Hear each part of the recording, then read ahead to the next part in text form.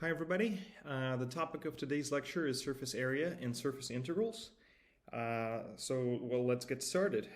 Here no, this is too thick.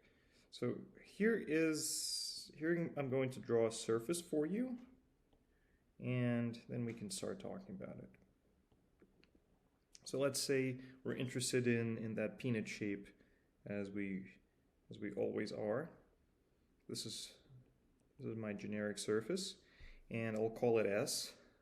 Right, this is in the XYZ this is an XYZ space. So to compute the area of S, we're going to need a parameterization of this surface. We're also to compute the integral, we're going to need a parameterization. So let me also draw here a parameterization.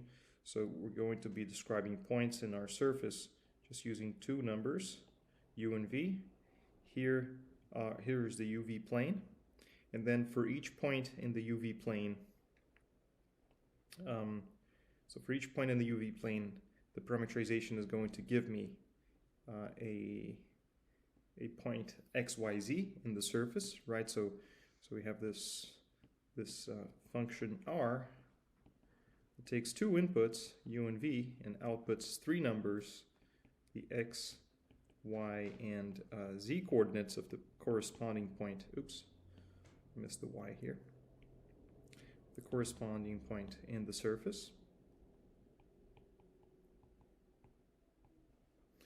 And also I need so the parameterization, part of the parameterization is a set of bounds for u and v. So I need to say that u and v are going to range, for example, in this region, flat region D of the xy plane, so that when x and y, when u and v move in this region D, this point over here moves and covers my surface.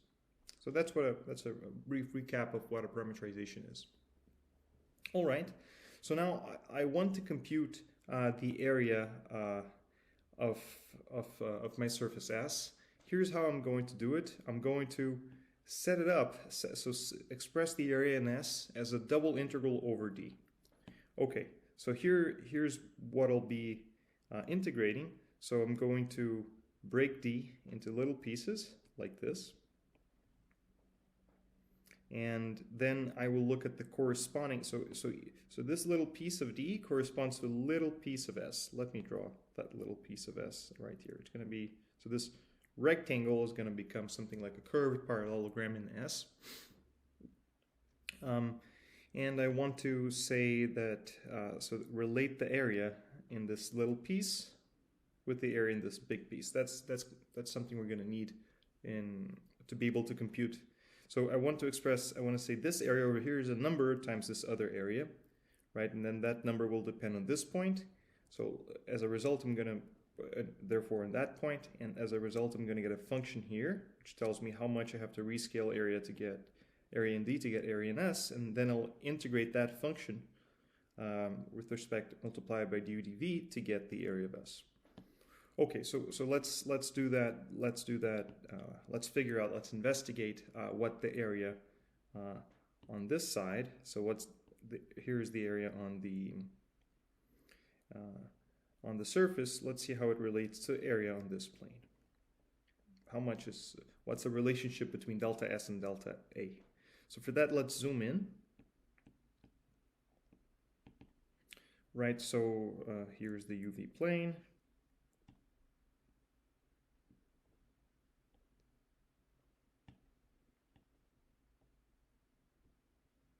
Here's the XYZ space.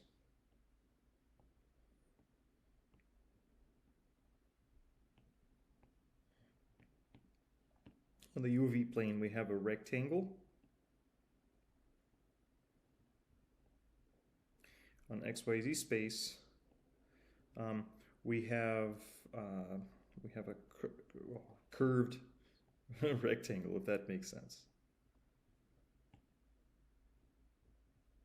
Right, so here in red I have a little piece of the surface. So this is delta A, this is delta S. The area of this is delta A and the area of that is delta S. Okay, so let's put a few labels in this picture. Let me call U0, V0 okay, let me just say that the coordinates of this point are u0 and v0, and that the width here is delta u, and the height here is delta v.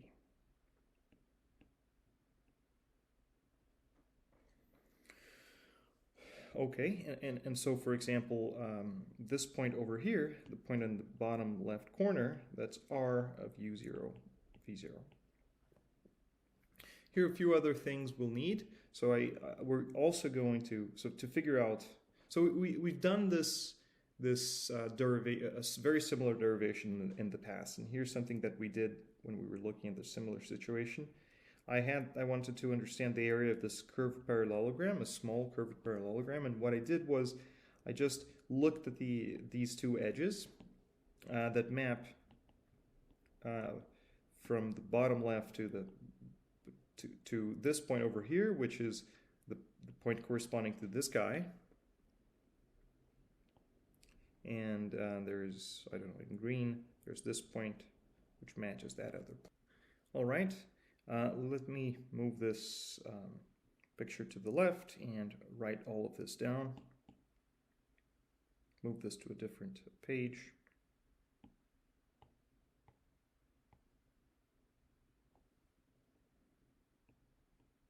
Okay, so we're here. So as I was saying, this arrow, this vector A, is points from here to here. That's r. So it's r of this point minus r of that point, right? R of the blue. So the blue point has coordinates u0 plus delta u, v0 minus r of u0 v0. That's the red point. And B is the green point minus the red point. Right, so it's r of this minus r of that. In other words, so use the same for both, but then v is larger for the green point, or different delta. Well, here I'm assuming delta v is positive, so larger, and the red point is just r of u0 v0. Okay, so as so now let's approximate the area. Well, before we so our goal is to approximate the area delta S by the area of the parallelogram spanned by A and B. But first, let me get good, convenient approximations for A and B. They're going to help us in our computations. So A is approximately. So here, what I'm doing is I'm looking at the difference of of a function and nearby points. The second coordinate of the input is fixed. So this just gives me, this is approximately the r partial with respect to the first coordinate, evaluated at the red point, u0, v0, and then multiplied by the change in that coordinate, delta u. Right? So here I stress that when I take this r partial, this partial over here, I'm really taking, this is a vector, whose partials are the three partials of this function. And similarly, b is, so it's the same, but for b, the second coordinate is changing. So I get the v partial. Oh, I wrote equal. I should have written approximately equal. I mean, it's a fuzzy concept. Or I should say it's a, I'm not being very, very precise about this for the sake of exposition, but it can be, it is a concrete thing, but I'm not giving you the precise meaning of what I mean by this approximation. Okay, so these are our approximations for A and B, and so we get that A, so the delta S is, right, the thing we want. It is approximately the area of the parallelogram spanned by A and B, so that's the length of the cross product of A and B. And just write that area. Let me just stress the length of the cross product is the area of the parallelogram.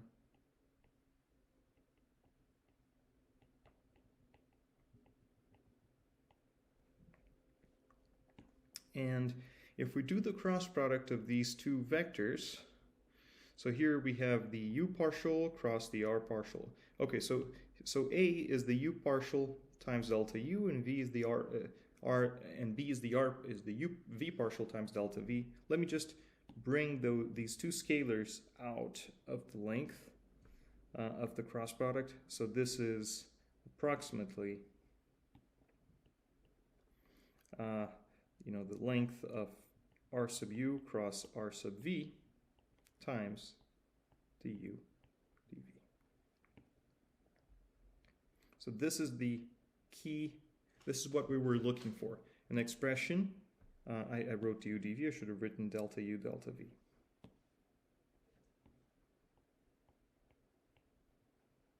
Right, so delta u delta v is just area in the uv plane. So here we got what we wanted. We were able to relate area on our surface. So if I take a nice, understandable rectangular piece, small rectangular piece of the region D, I can, I obviously know the area of that rectangular piece that says just delta U times delta V. I can, by this derivation, I found a good approximation for the area of the corresponding piece of the surface S. And that's just the area of that rectangle multiplied by this function that depends on U0, V0. Okay, so with this in mind, I can give you the formula for the area of our surface. So the area of the surface S is just the double integral over D of the length of the cross product multiplied by du dv. So here I should say, so I hope that okay, let me take go one step at a time. So here in this formula, what I just did was to motivate, to give you the key ideas behind the formula, but I from a theoretical standpoint, I could have been more precise. So for example, the area is really defined in terms of Riemann sums.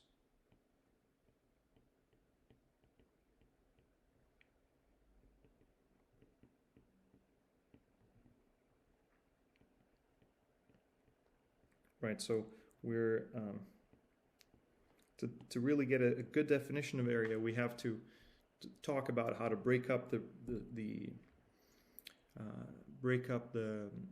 region into small pieces, and then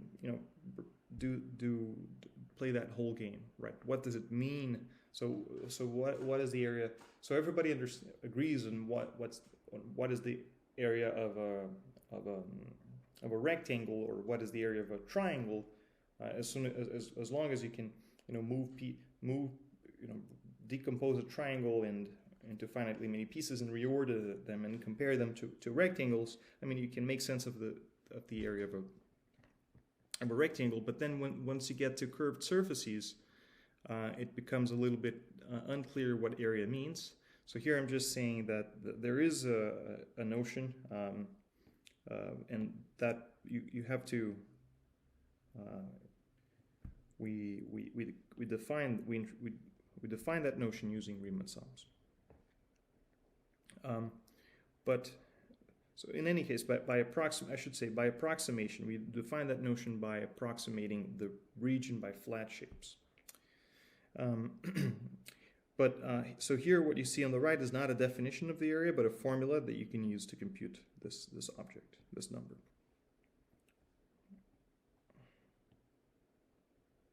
Okay. Let me show you how this works in practice. And it's going to be a kind of an involved example, but I'd like to convince you that this thing works and show you what sorts of calculations you may be expected to do. So sometimes they're a little bit long. So here we're looking at the sphere of radius A.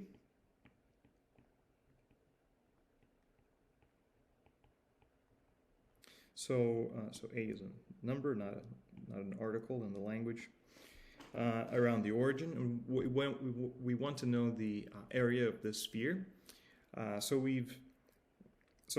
previously in the class we talked about spherical coordinates, and I gave you a formula for the volume element and spherical coordinates, And then I said, look, if we use that volume element to compute the area, the volume inside a sphere, we do get the formula on Wikipedia, which is 4/3 of pi a cubed.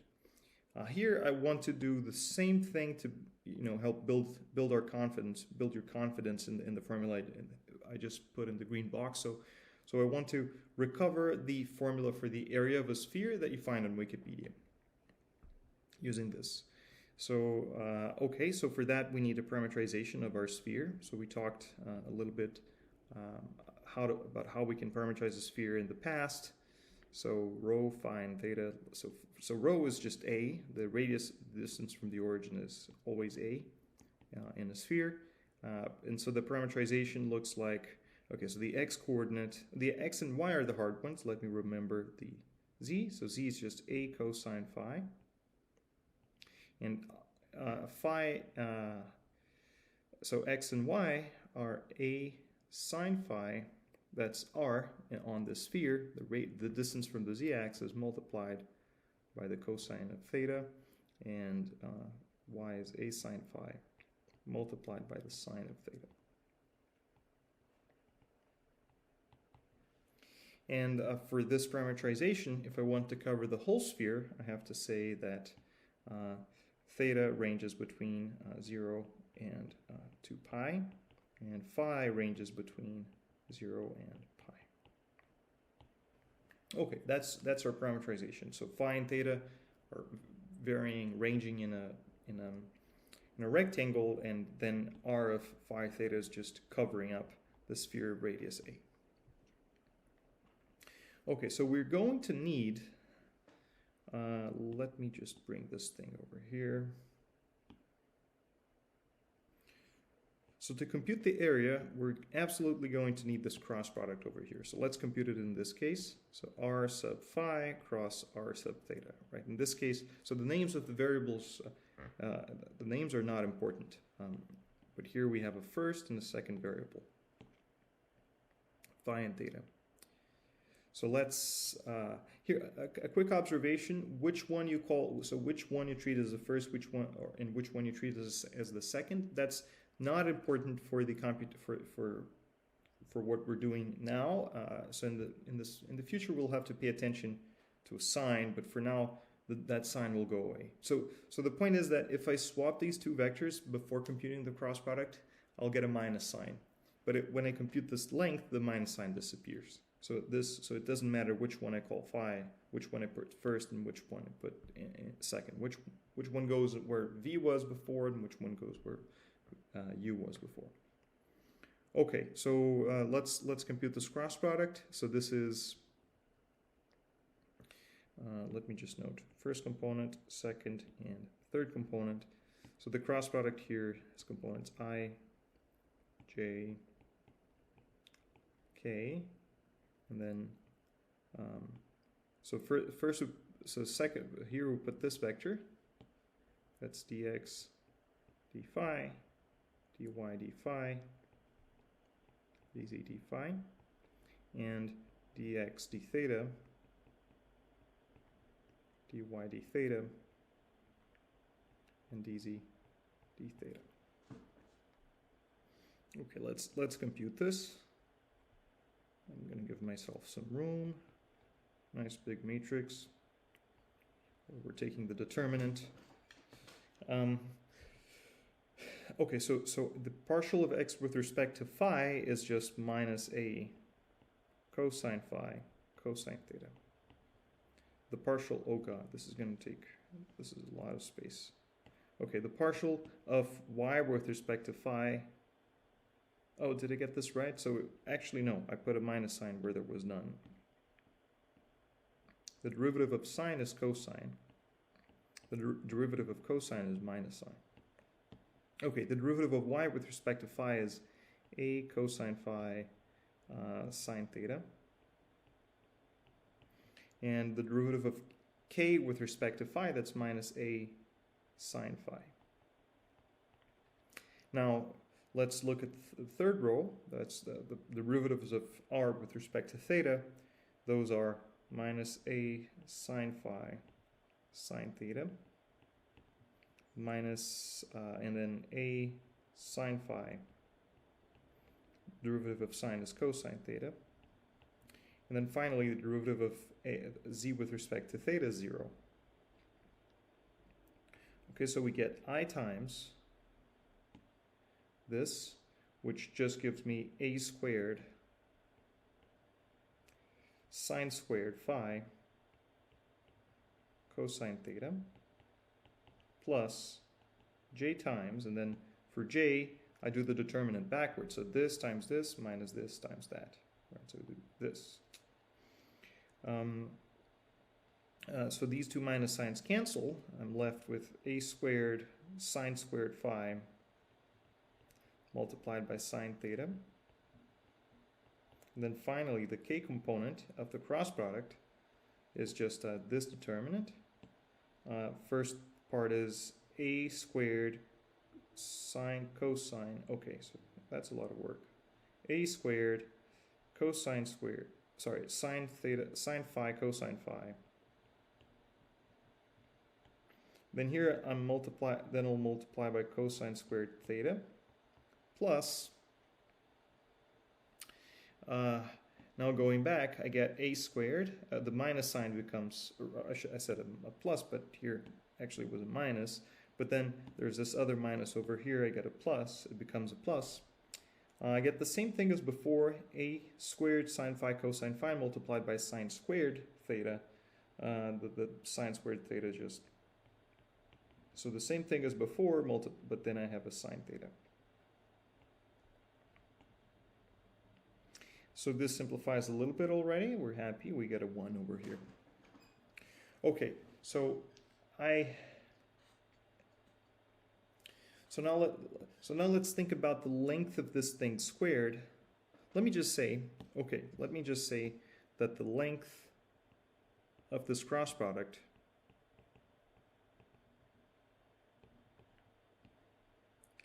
squared. So what's the length squared?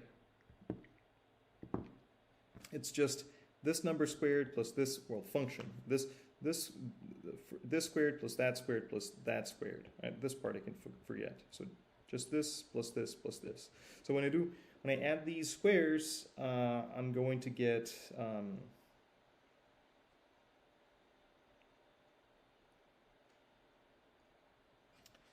should I do it, or can you believe me? So I'm definitely getting an a to the fourth. And then when I add these two squared, I get sine to the fourth, sine phi to the fourth.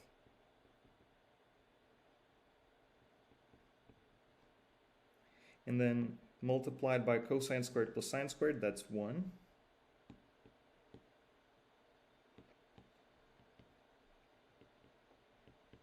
Plus the last guy squared. So just gives me sine squared cosine phi squared. So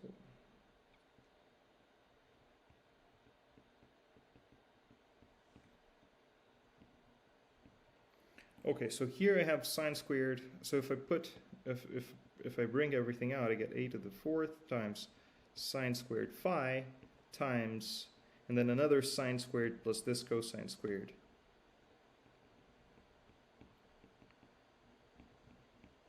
This is just 1. And so that's the length of our cross product. So as a result, we conclude that the area of the sphere. So on the sphere, ds, the area element, and here, okay, let me just give you a definition, a backwards definition. So this guy is ds. So ds is the length of this cross product. That's a squared sine phi d phi d theta.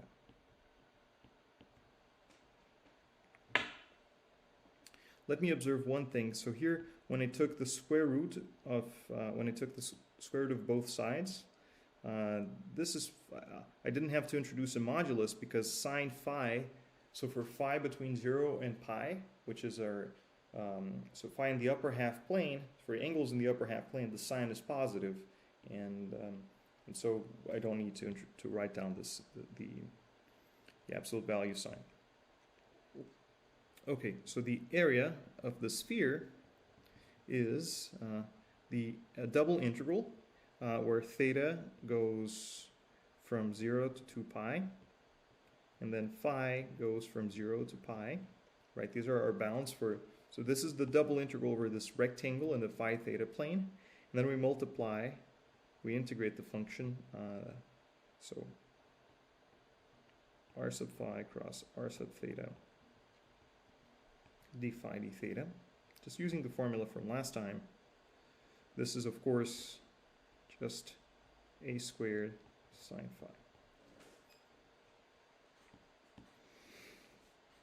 So let's evaluate this. So for the phi, so there's an a squared that comes out. So the area is proportional to the radius, so it increases, is proportional to the radius of the sphere squared, right? This makes good sense. You also see that this inner integral over here, the answer does not depend on theta, so the outer integral just contributes a factor of 2 pi. And then the integral of sine phi d phi is just, the integral of sine is minus cosine evaluated between 0 and pi. That's 2 pi a squared times, so minus cosine of pi, so cosine of pi is -1, so this is just +1 minus cosine of 0, so that's -1. So as a result, we just get 4 pi a squared. Right, so this very nice formula tells me this is our end result for this example, and we just found the area of the sphere of radius a. And if you check Wikipedia, you'll find the exact same formula there.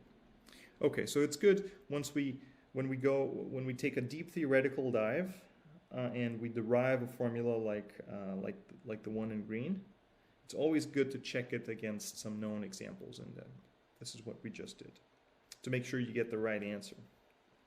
That we didn't make a mistake in our reasoning. So this is basically how we compute area of surfaces we know how to parameterize. So right here, the starting point was really we needed the parameterizations. But once we have the parameterization, and we're lucky that we can evaluate the integrals, we can get the area. So I'd like to move on to our next subject, which is integrals of functions. Right, so we'd like to show you what it means, like to tell you what it means to integrate a function over a surface like this. And let me just tell you the bottom line. So the function, so the double integral over this surface, right? So here, let me just steal the picture from the beginning of class of this lecture.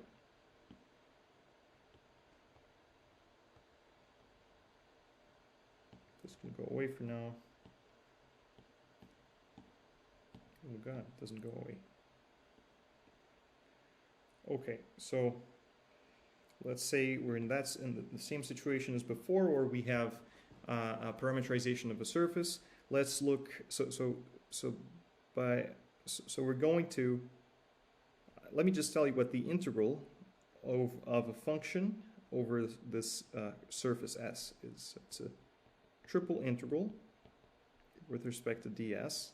So this is going to be a number that we're going to compute as the double integral over d of the function evaluated at the point corresponding. I'll need some room. Let me just bring this to the side down here. So we're really, when we want to compute a double integral, I didn't even tell you what this double integral means, but it's a number that we compute as a, so this, the double integral of a function of x, y, z over the surface S is computed as a double integral over d, right? And the thing we're integrating is the original function, but translated to the UV plane, right? So this original function makes sense for points for x, y, and z, so for points in 3D space. So if I give you a point in the UV plane, I just ask what's the corresponding point in 3D space, that's r of uv, and then I evaluate my function there. So I bring back, so in this way I bring my function that was defined here to a function on this plane. I multiply that function by the length of this cross product, and then integrate that. So this is how we're going to be computing the double integral of the integral of a function over a surface. Now I should note, okay, but what is this integral over here? So again, let me just say that this is defined. The left-hand side is defined. So okay, so let's think about how we should define this left-hand side.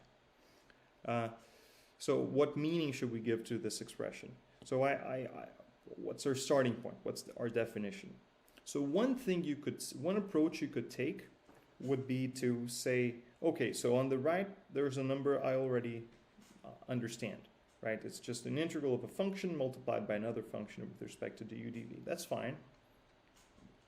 So this is a known number. This is an unknown expression. So I might define this guy. Might define the double integral on the left to be the double integral on the right. So that's fine, but then it leaves us with a slightly, but there's an issue here that the left-hand side is a number. So the notation on the left does not involve the parameterization, and it's not clear that if I use a different parameterization, if I use a different different coordinates instead of u and v, and a different function r, if the right gives me the same answer every time. In fact, it does, but it's not. I don't think that's the best way to define. So because the right-hand side involves the parameterization, which is an extra ingredient, an ingredient beyond the given surface and the function, I think that's not the best way to define the double integral over surface. So I'll just say that the left-hand side is defined using Riemann sums.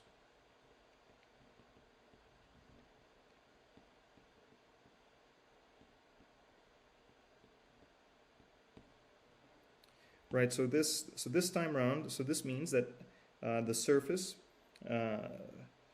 This integral here is a limit of sums where you break the surface into a bunch of little pieces. And then for each little piece, you multiply the area of that little piece by the value of the function at a point in the piece. Then you add over all pieces and you get this. In the limit, where you're using very, very fine subdivision, finer and finer subdivisions of the region of the surface. Okay, so but what we wanted to do, what I wanted to note here is that we can compute this integral like that. So I'll return to this point in the next lecture, but to conclude today's lecture, I'd just like to show you how to set up an integral of this kind. So first we discuss how we can do the calculation, and then I'll try to give you a little bit more data on why and a little bit more context. So but let's just see how we can compute this integral. So example, let's say we're interested in the double integral over the sphere from before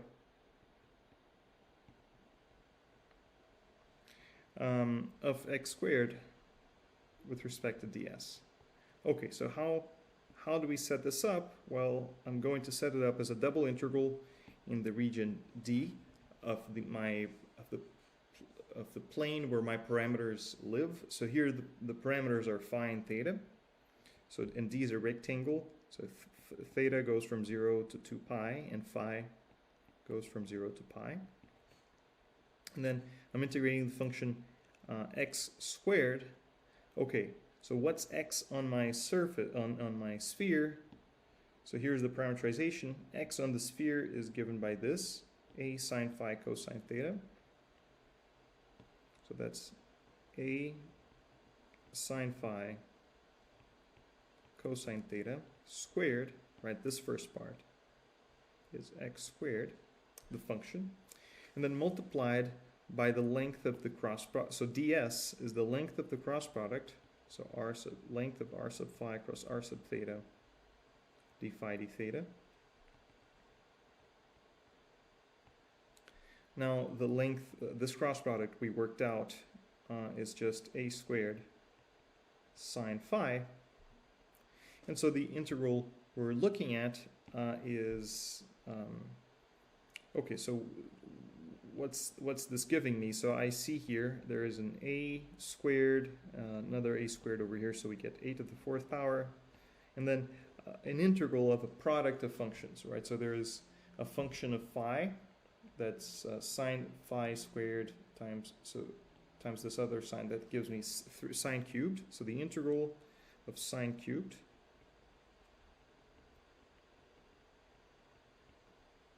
d phi. And I won't evaluate this. I guess we're all tired. And then we integrate theta from 0 to 2 pi. Here just cosine squared theta. But the point is, it's another thing you can, another pair of integrals you can easily evaluate, if only with a bit of work. And then let me just tell you that if we do this calculation, at the end we're going to get 4/3 of pi times a to the fourth power. Okay, so this is how we set up an integral of a function over a surface. So I'm going to wrap this lecture right here, and then I'll return to these sorts of integrals at the beginning of next lecture. All right, so thank you for listening, and I'll see you guys next time.